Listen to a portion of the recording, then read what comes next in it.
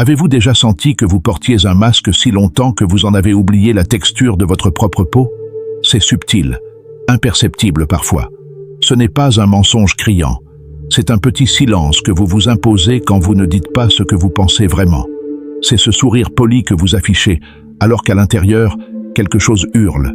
C'est ce « je vais bien » que vous servez au monde, alors que votre âme, elle, se débat dans l'obscurité. Et au fil des jours, ce masque finit par coller, par vous habiller, par devenir votre visage aux yeux des autres. Mais est-ce encore vous que vous voyez dans le miroir? On apprend très tôt à devenir ce que les autres attendent. Être douce, être raisonnable, être aimé.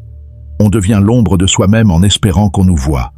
On fait semblant d'être simple pour ne pas déranger, de ne pas trop rêver pour ne pas être déçu, de ne pas trop pleurer pour ne pas sembler faible. Mais cette retenue permanente ne fait pas de vous une femme forte. Elle vous éloigne, de vous, des autres, de votre puissance. Et pourtant, un jour, une brèche, une fatigue étrange, un mot de trop ou un mot pas dit, et ça craque. Ce n'est pas spectaculaire, ce n'est pas un effondrement, c'est une fissure, une faille douce qui laisse enfin passer la lumière. Et vous réalisez qu'il y a autre chose, là, en vous. Quelque chose d'indomptable, de vivant, qui n'a jamais vraiment disparu. Une voix oubliée qui ne demande qu'à être écoutée. Alors vous commencez à enlever, doucement, les couches, à oser dire non, à oser dire oui, pas pour faire plaisir, mais parce que c'est ce que vous ressentez. Vous redécouvrez votre voix, pas celle qui cherche à convaincre, mais celle qui affirme sans crier. Vous remarquez que plus vous êtes vous-même, plus certaines personnes s'éloignent. Et c'est douloureux, mais libérateur, parce que celle qui reste voit vraiment. Et dans ce moment-là, étrange et fragile, vous comprenez que vous n'avez pas besoin de devenir quelqu'un d'autre pour être aimé. Vous n'avez pas besoin de corriger vos défauts pour être digne. Ce que vous avez toujours caché pourrait bien être ce qui vous rend inoubliable. Cette authenticité nue, sans phare, sans justification, touche ceux qui ont eux aussi besoin de permission pour être eux-mêmes.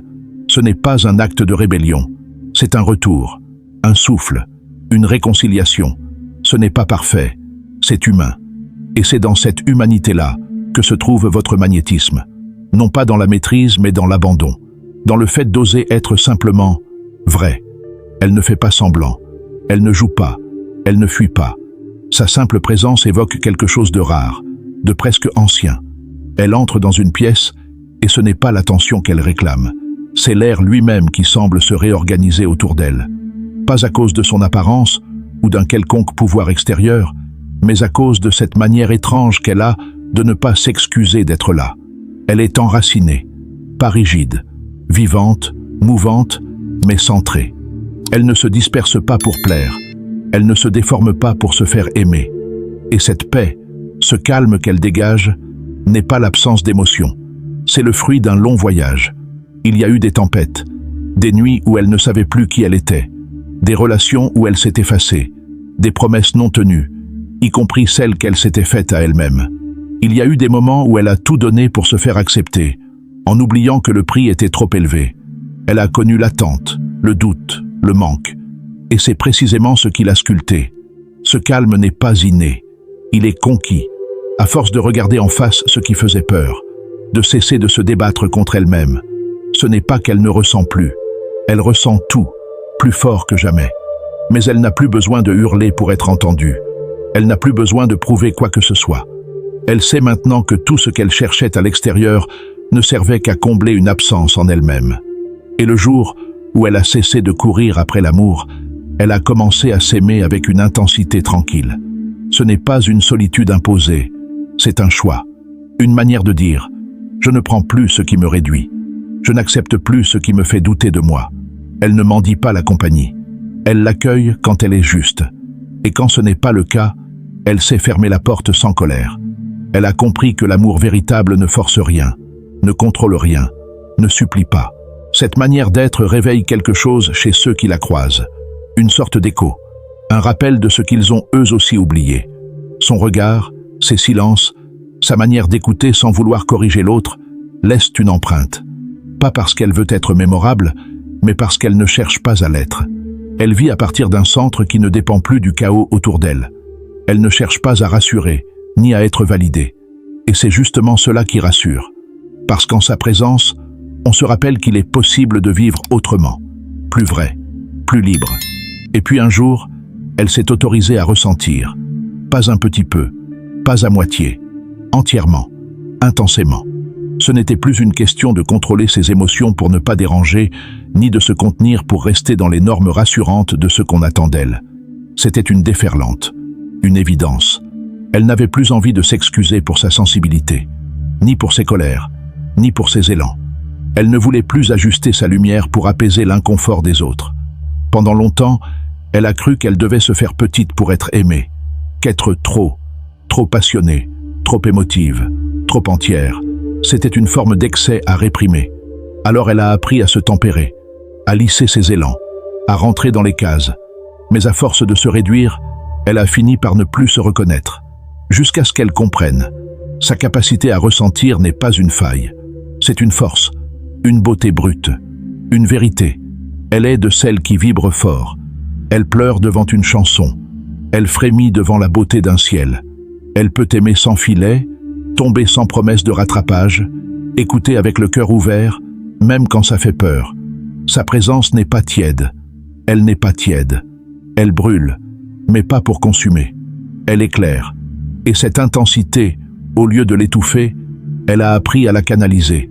Elle n'est plus dans la survie. Elle est dans l'acceptation, dans l'incarnation. Alors elle ose dire « je t'aime », même quand ça tremble. Elle ose dire « je pars », quand ça la blesse. Elle ose ne pas plaire, ne pas plier. Elle ne joue plus à l'indifférente. Elle ne veut plus de demi-mesure, de demi-promesse, de demi-vie. Ce qu'elle donne, elle le donne en entier. Mais elle ne donne plus pour être choisie. Elle donne parce qu'elle déborde. Ce qui trouble chez elle, ce n'est pas son intensité en soi, c'est sa liberté d'être intense. Elle n'attend plus l'autorisation d'exister pleinement. Elle ne masque plus ses tempêtes pour paraître douce. Elle a compris que la douceur peut aussi rugir, que la tendresse peut aussi dire non, que la force ne réside pas dans le contrôle, mais dans l'ouverture à ce qui est. Et ce qui la rend inoubliable, ce n'est pas qu'elle ressente plus que les autres, c'est qu'elle n'a plus peur de le montrer. Elle ne cache pas sa lumière sous prétexte qu'elle pourrait éblouir. Elle ne diminue pas sa présence pour éviter les comparaisons. Elle est là, tout entière, et ça change tout. Parce qu'au fond, ce que les gens cherchent désespérément, sans parfois le savoir, c'est cette permission de ressentir, eux aussi. Elle n'a plus besoin de se raconter des histoires pour justifier ce qu'elle accepte ou ce qu'elle endure.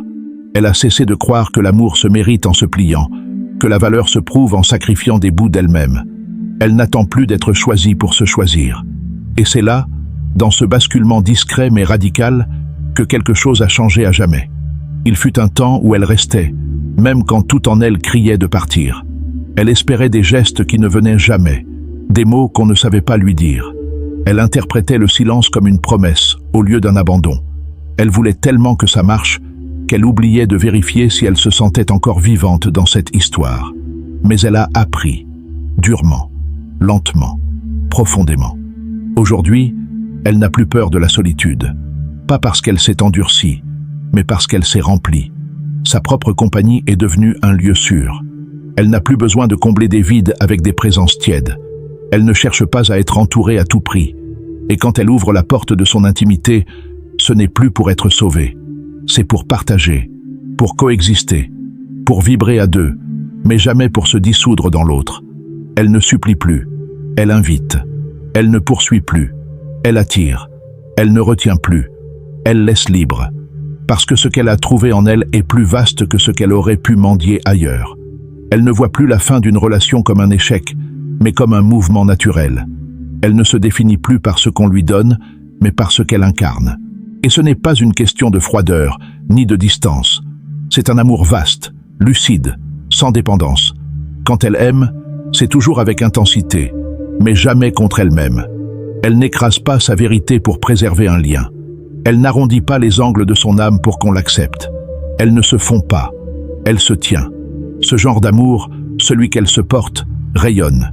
Il élève, il éclaire, il libère. Il n'enferme pas, ne pèse pas, ne blesse pas. Et c'est cette posture, à la fois ferme et tendre, qui rend sa présence si particulière. Pas besoin de déclarations grandiloquentes. Tout est dans l'attitude, dans la cohérence, dans cette manière subtile qu'elle a de ne jamais se perdre dans le regard des autres. Elle n'impose rien, mais sa simple façon d'exister invite les autres à revoir leur propre fondation, parce qu'elle n'est pas là pour compléter qui que ce soit.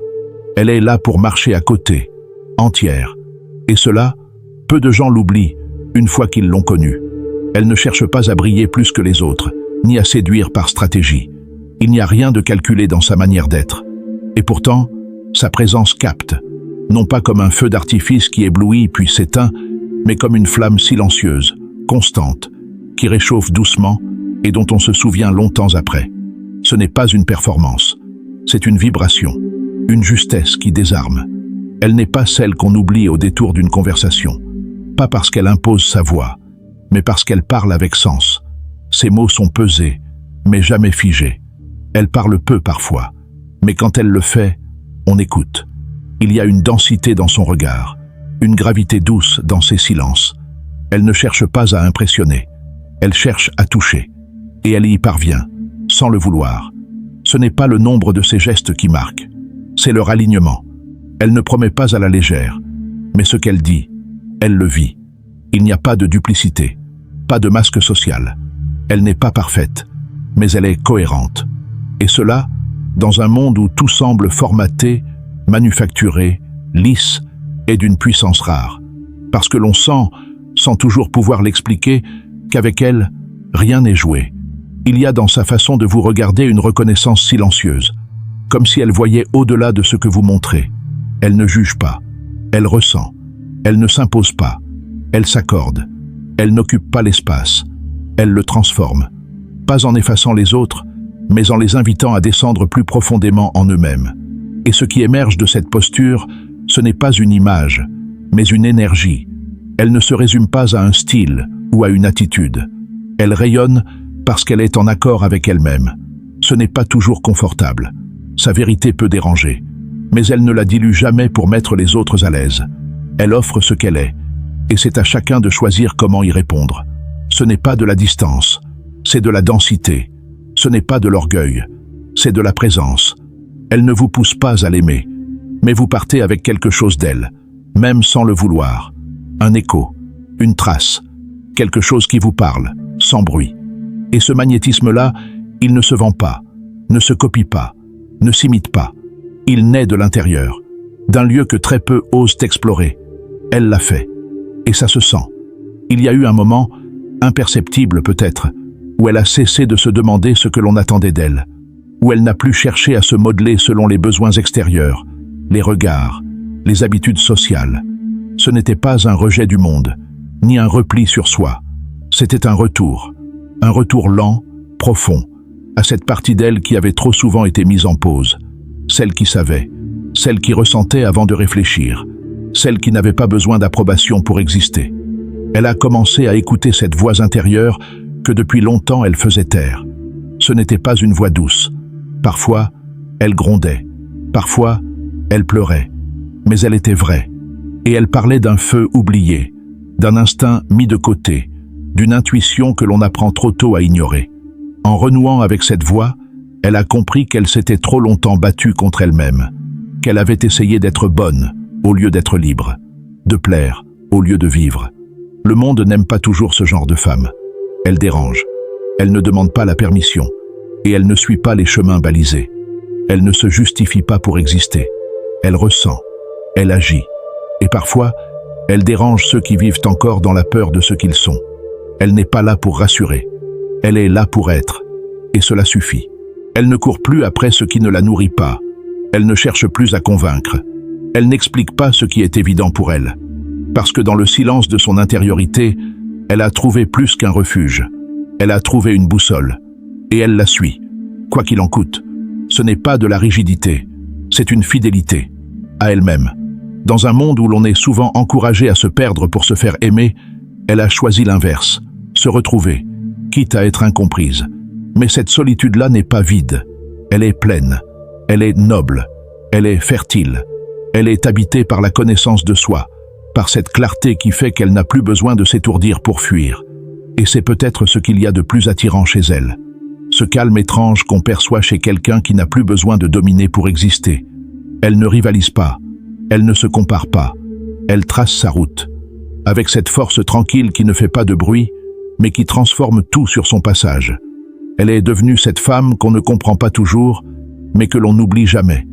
Elle avance sans se presser, sans chercher à atteindre une destination imposée.